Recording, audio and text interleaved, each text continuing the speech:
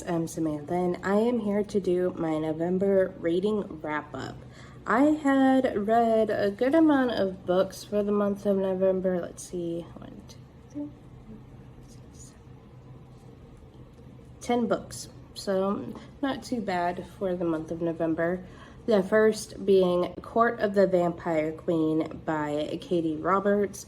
This was a Kindle Unlimited book that I had snagged that I started actually in October whenever I had went to Tennessee for my cousin's wedding. I started it there. I gave it 3.5 stars.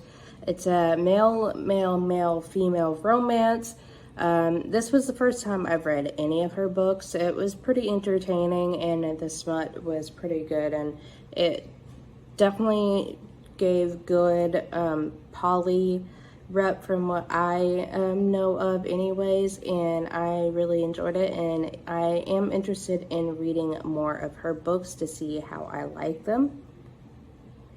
And next is Moonology by Yasmin Bolin. This is a 4-star book for me. I bought this from my local metaphysical store, and it is a really great resource to go with my Moonology deck, but that is by the same author, and I definitely can see myself using this more in the future to work and plan my spell casting around this. Book 3 is Cemetery Boys by Aiden Thomas. I read this as an ebook and audiobook kind of mix.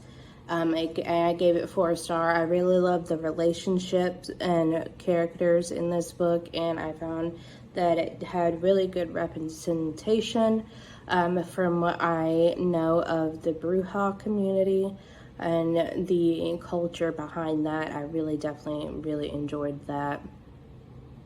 Book 4, Paleo the Woods by Maya K. Nguyen. This was a graphic novel that I had read from Kindle Unlimited. I gave it 4 stars. It's a middle grade kind of fantasy graphic novel that has really great artwork, and it's such a sweet story, especially it handles with grief at a young age and kind of just finding where you belong. I really did enjoy it. Part of my reading for the Nightmare Before Christmas readathon for November, which was a readathon that I hosted, I had read A Wild Winter Swan by Gregory McGuire. I gave this 4 stars. I listened to it. The narrator was really great.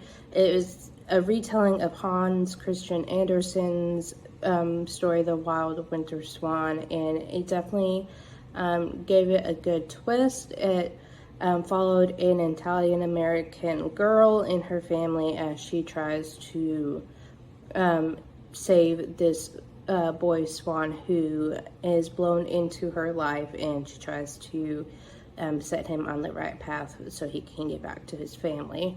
And I definitely found it as a really atmospheric type of novel and highly recommend it. Gregory McGuire is one of my favorite authors, so anything by him tends to get a high rating. Next, I listened to Survive the Night by Riley Sager. I gave this 3.5 stars. I listened to it as an audiobook. This is the second book by Riley Sager that I had listened to, and I just found it as kind of like a standard thriller, nothing to like write home about, honestly. It was kind of honestly a little bit predictable. It did have one twist that I didn't quite see coming, so it got that 1/2-star point to like kind of boost it up a little bit, but other than that, it was just kind of a standard thriller. Next is The Essential Oils Apothecary, Soothing Remedies for Anxiety, Pain, High Blood Sugar, Hypertension, and Other Chronic Conditions by Eric Zielinski. This is a NetGalley e-arc that I had received for review from last year. I gave it 3 stars. I found it had some great info in it that I can definitely see myself using to relieve some of the chronic illnesses that I have. I just found it was heavy on the Christianity language, and with me being a pagan, I don't vibe with it too much, but I can see how they use their religion to kind of bring a healing and soothing thoughts to people who also would feel the same way. I just kind of skipped over that part. Honestly, anything to do with like heavy religious tones, I tend to skim over that. But other than that, I can definitely see myself using the information in the rest of the book. Another NetGalley book that I had reviewed is Knit 2 Socks in One, the easiest method ever for knitting 2 socks at once, by Sophia Talley. I gave this 3.5 stars. I was given this also for review.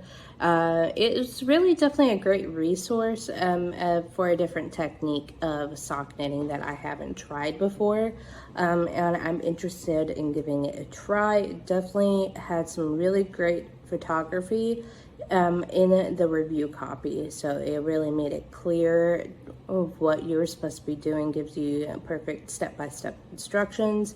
So I definitely recommend it if you are looking for a new like sock knitting technique. I picked up Tokyo Ever After by Emiko Jean. I gave it 3.5 stars. I read it audibly and as an ebook, back and forth. I enjoyed it. It definitely gave Princess Diaries vibe from the get-go for me. So it was kind of like, since it was more or less kind of like a retelling of that type of storyline, I was kind of like, I already expected a lot of the information in there. So it is part of a duology. I do expect to read the second book in the duology. I'm just not entirely too sure when at this point, but I do recommend it if you are a fan of Princess Diaries. And the last book that I had read was a reread for me, which was Prisoner of Azkaban. It was part of my been wanting to annotate it and like tab my beaten up copies of the series, so I finally got around to Prisoner of Azkaban. But yeah, all in all, had pretty majority of like 4 stars and like 3-star books, so not too bad for the month of November. I've been just kind of taking the rest of the year kind of slow since I have finished my Goodreads goal. I'm just trying to take it easy and read what I like so I don't get myself into a slump.